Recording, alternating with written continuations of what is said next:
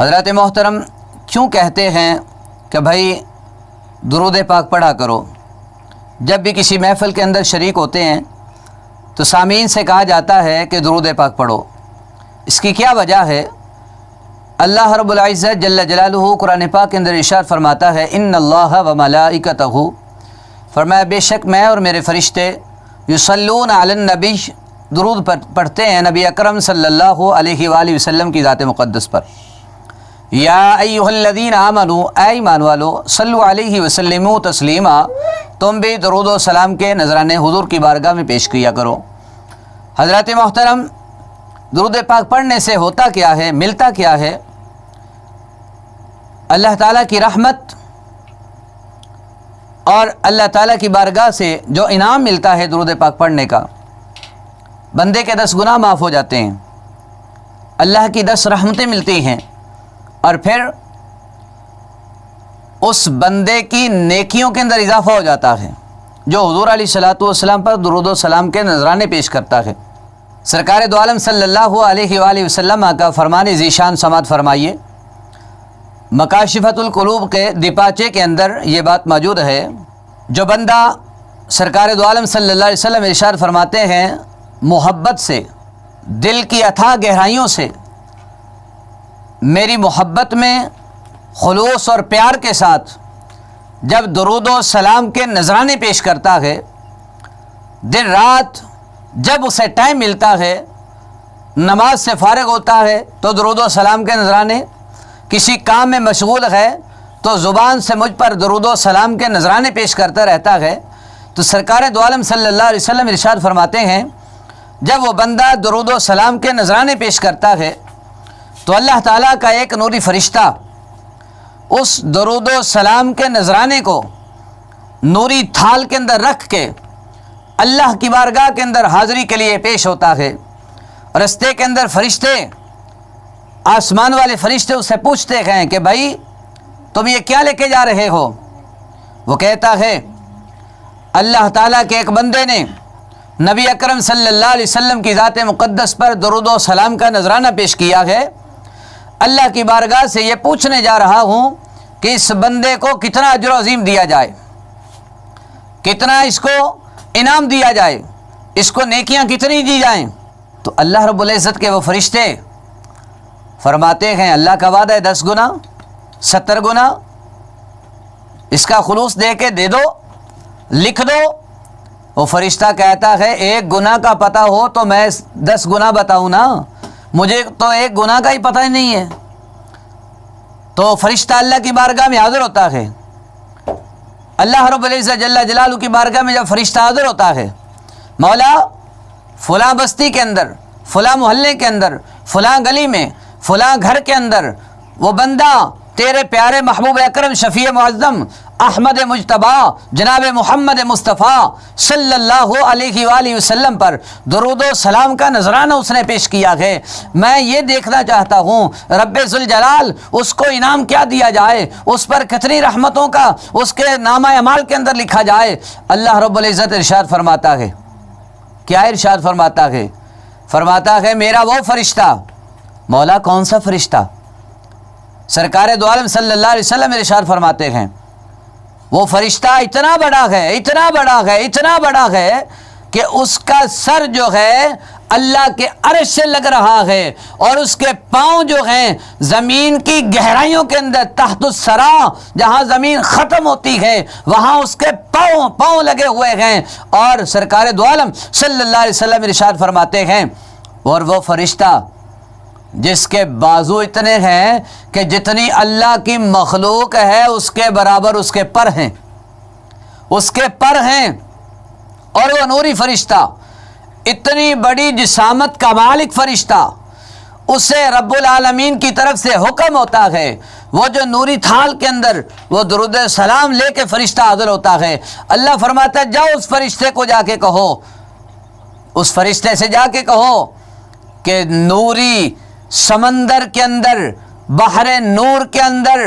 غوطہ زن ہو جائے، جب وہ بحر نور کے اندر غوطہ زن ہوتا ہے، غوطہ لگاتا ہے، عرض کرتا ہے مولا اب کیا حکم ہے؟ رب ذوالجلال فرماتا ہے، سرکار دو عالم صلی اللہ علیہ وسلم فرماتے ہیں اللہ کا حکم ہوتا ہے اب اپنے پروں کو اللہ اکبر جھاڑ لے۔ جب وہ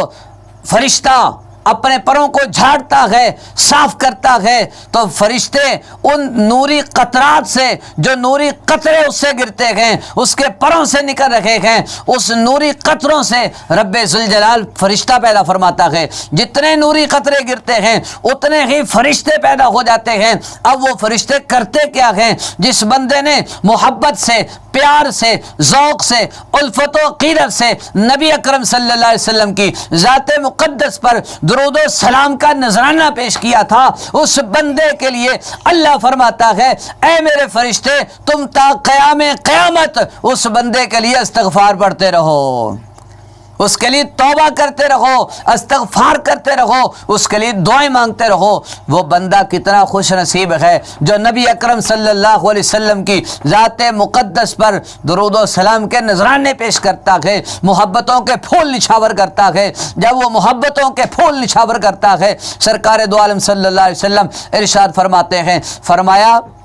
محبت والوں کا درود میں خود سماعت کرتا ہوں، میں خود سماعت کرتا ہوں، بالخصوص جمعہ، شب جمعہ جو ہوتی ہے، اس شب جمعہ کے اندر جو بندہ مجھ پہ درود و سلام کے نذرانے پیش کرتا ہے میں اپنے کانوں سے اس کا درود پڑھنا سماعت کرتا ہوں۔ عام دنوں میں فرمایا درود میری بارگاہ کے اندر فرشتے پیش کرتے ہیں، تو احباب اسی وقار اب دیکھیے سرکار دو عالم صلی اللہ علیہ وسلم کی محبت میں جو بندہ درود و سلام کے نذرانے پیش کرتا ہے اللہ کی اس پر کتنی رحمتیں ہوتی ہیں۔ اور سعادت الدارین کے اندر آتا ہے 4 شخص نبی کریم علیہ الصلوۃ والسلام کی بارگاہ کے اندر حاضر ہوئے، ان میں سے ایک سائڈ پہ ہو کے بیٹھ گیا 3 حضور کی بارگاہ میں،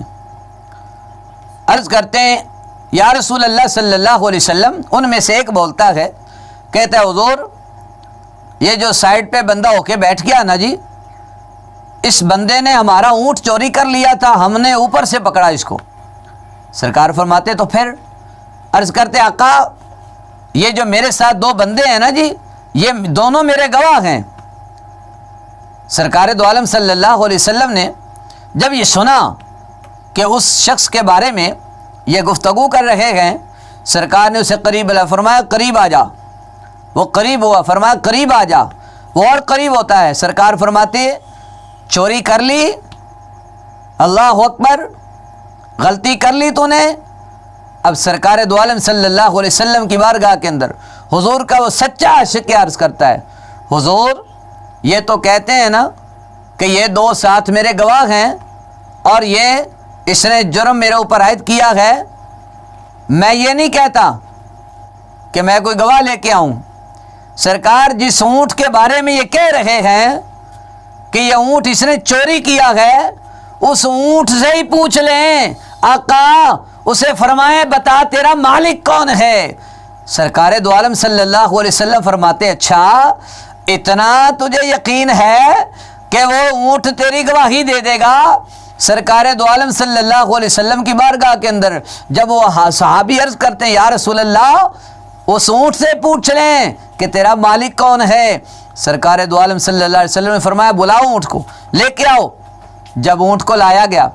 سرکار نے فرمایا بتاؤ بھائی، اس کی زبان کے اندر اس سے گفتگو فرمائی۔ جب گفتگو فرمائی تو وہ اونٹ اپنی زبان حال سے پکار کے کہتا ہے یا رسول اللہ صلی اللہ علیہ وسلم آپ کے عاشق کے بارے میں یہ کہتے ہیں اس نے اونٹ کو چوری کیا ہے، تہجد گزار ہے، آپ کے پیچھے نمازیں پڑھنے والا ہے، آپ کا عاشق ہے۔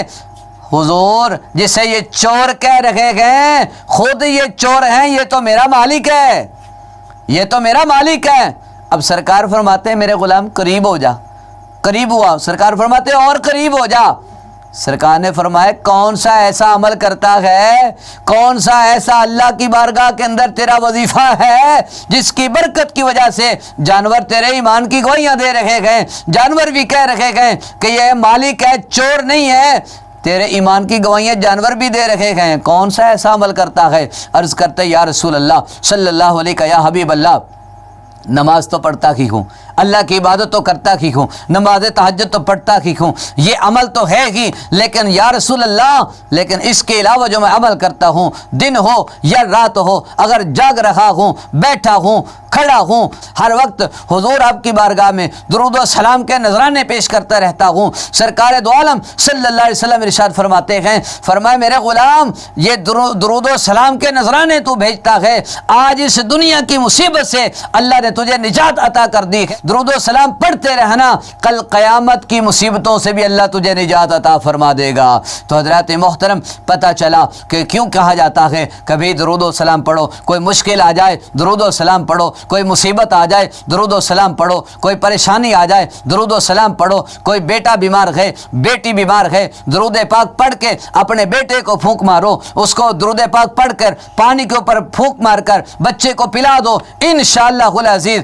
اللہ کے فضل و کرم سے درود پاک کی برکت سے اس بچے کو اللہ شفا عطا فرما دے گا، کیونکہ درود پاک کے اندر اللہ کی بے شمار فضیلتیں ہیں، بے شمار رحمتیں ہیں۔ تو حضرات محترم اللہ کی بارگاہ میں دعا ہے اللہ کریم ہمیں سرکار دو عالم صلی اللہ علیہ وسلم کی بارگاہ میں زیادہ سے زیادہ درود و سلام کے نذرانے پیش کرتے رہنے کی توفیق عطا فرمائے، آمین۔ وآخر دعوانا